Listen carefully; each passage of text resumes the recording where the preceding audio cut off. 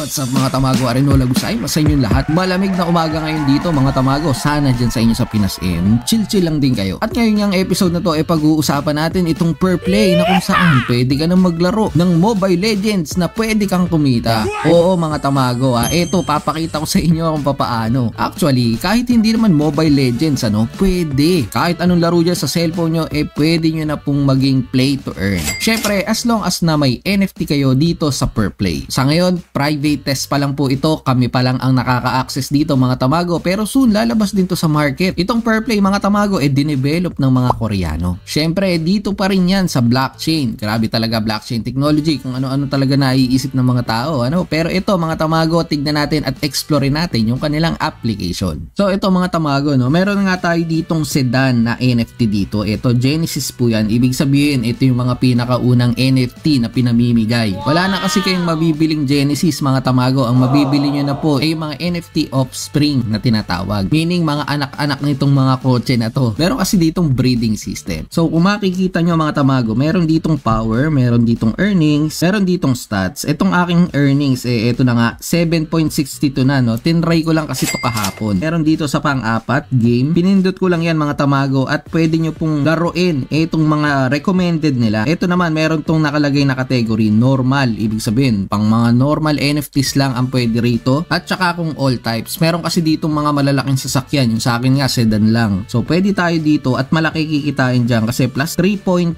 X per token ang pwede natin kitain. Kung lalaroin ko, itong Idle 3 Kingdoms card RPG nila. Pero let's say, ayaw mo naman yan. Gusto mo Mobile Legends pwede kang pumunta sa library at i-add tong Mobile Legends na naka-install dyan sa cellphone mo. Ito mga tamago, naka-install na kasi sa akin tong Mobile Legends. Nasa library ko na yan. Plus 2x per token lang mga tamago ang pwede kong kitain dito. Kaya naman pindutin na natin yan. And tara, subukan muna natin. So kailangan lang natin yan, play game lang mga tamago. At eto na nga, habang nagraran kong Mobile Legends, nagmimina po yung sedan natin dun sa per play application naman. Kahit naman hindi ka maglaro dito, gusto mo lang itambay, i-open mo lang yung Mobile Legends, kusang nagmimina doon sa per play application. Pero na nga tayo dito na nagamit na 2 energies. 16 na lang po ang natitira. Kanina kasi 'di ba 18 yan. And nagbago na rin yung today's earning natin. At kitang-kita naman yan dito, yung playtime natin ng Mobile Legends Bang Bang 2 minutes and 18 seconds. At nakakuha na po tayo doon ng plus 4.92 XP. Etong XP na to yun nga yung X per token nila,